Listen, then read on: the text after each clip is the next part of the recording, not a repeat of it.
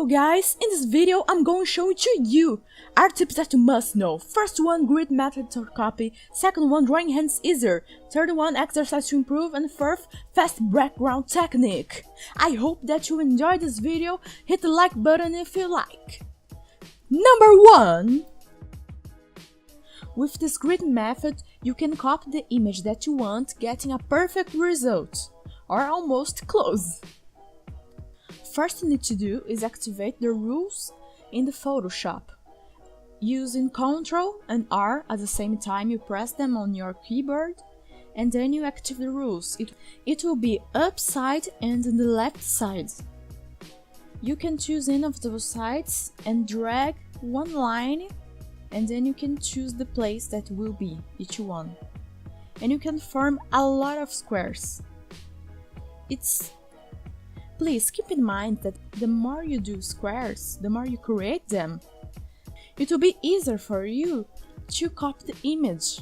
And if you do, let's say, just a few squares, it will be harder. The more you get used to it, I would recommend you to start using less squares. As an example, I have used this grid method on the artwork that I'm showing now to you. It took me a good effort to create this artwork, but I made it. This method really helped me out. So surely it will help you in your projects.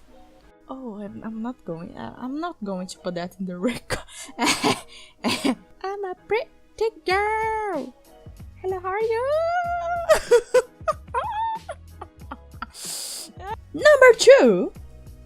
Every single artist in their lives have a part that says, no, stop that, do not draw hands. But at the same time, I need to learn that. And that's the moment that you need to put your leg in the front and say, I will do that because I can. Oh yeah, baby. I always try to understand how the palm of the hand works. If you can see the base, it's like a square. You can use it as a rectangle too. And the arm is just a rectangle. You can just slide down. And the fingers, you can just start doing it by looking at the reference that you choose. So you can see what's the proportion between one finger and another. You can see that the thumb and the pinky, it's almost the same size. You can use that as a reference. The middle finger is the bigger one, you can use that as a reference too. And please, always try to look at everything that you have done and see that if it's so okay looking at the image that you are using as reference. See if that's the same size, the same texture maybe, the same place, everything. After that, I'm showing that you can try to draw hands in other perspectives. Looking at your own hands, you can try to create poses and then try to draw it. You can practice like 10 minutes some days if you really want to know how to draw hands. Yeah. Oh, in our fingers we have a total of 3 bones. We have 3 bones in our finger. The most they get to the end of the finger, the most thin it is. Try to remember that our finger have 3 points that it have a curve. Oh, and please don't forget that the middle finger and the ring finger are always together. You cannot separate them. You cannot separate one from other. They are always together because the muscle and the bones that are. A good technique to do all the fingers, the 4 on the top, is to just do 4 circles in the palm and then you do a finger from each circle going up. This is the best technique to do fingers and don't get one finger like hyper thick and another so thin. This is the best I can get to you guys. Number 3. Okay, in this part I'm going to show you some exercise to study. First of all, you need to pick some images for reference. You will use all of them. Try to focus on how is the proportion of the anatomy of the animal that you are doing. If it's a place or not even an animal or a place, and even if it's an object, You just need to see at the silhouette. You need to see where it goes. What are those basic shapes that will lead you to the place that you want. You need to understand the gesture that the animal, human place that you are drawing is. If it's a place, you need to understand how that works. You need to understand where the light comes from, where is shadows. You need to understand everything. Always question yourself, what is happening in this image? How can I make something clearly enough to look something equal? Or even better. And always, while you are studying, making your exercises, do a lot of them. Try to study every single day, at least 1 hour per day. It will make you go like crazy. You will look 1 year ago like, oh, I drew like this? No, I'm so better now. You'll be so surprised with your results that you will be so happy. You'll be glad that you invested your time and effort on it. I totally recommend it. Don't stop studying. Be persistent. Summing up, I can tell you that you need a lot of image reference, training with discipline and persistence, and trying to see what is the focal point of your image, of your object, human or animal, okay? You can use 2 methods to study. One is that you copy the image sometimes and to understand it, or you just start writing everything that you noticed in those images, and then you start creating your own image from it, your own drawing. Both are good techniques. You can start from the one that you want and have fun. Oh, I almost forgot. A good point to start drawing exercise is to start by drawing gesture. I'm going to link now in the description where you can start training your gesture. It's where you're going to draw a human body in action, like dancing, jumping, or just posing. It will make you understand that you need to pick the action of the image first, the action of the character, and then you are going to add the details. Details are to the final part, not in the front.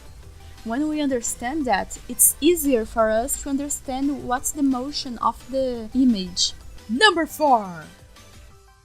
You guys asked me about how to make background, and I started doing this one using some image reference.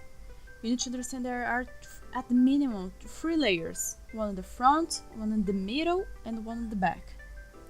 The most far away from the can, the lighter it will be. The more close to the can, the more darker it will be. You need to understand that it needs to be interesting. You need to pick a point of view that the eyes of the person that's looking at your art will be like, oh, my first point of view was the waterfall. That's awesome. Not the cloud behind, you know? You need to get a point that everybody's going to look at it and be, wow, that's shiny, that's amazing. That's cute, that's detailed. You understand what I'm saying? And then you start adding contrast.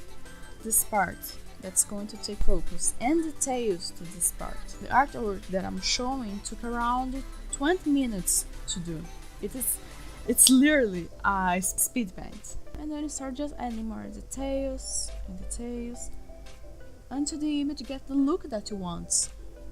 I made this one pretty simple. It's not a base for a full illustration that takes 10 hours or even more. I'm just trying to show how do you get the presence of a background. And understand, if you have a background and a character, the character needs to have more contrast than the background, always. I mean, this is the focal point, right? Okay, summing up, you need to focus on the contrast. If the focal point is taking enough contrast. The second part, always remember that your image needs to have a lot of layers.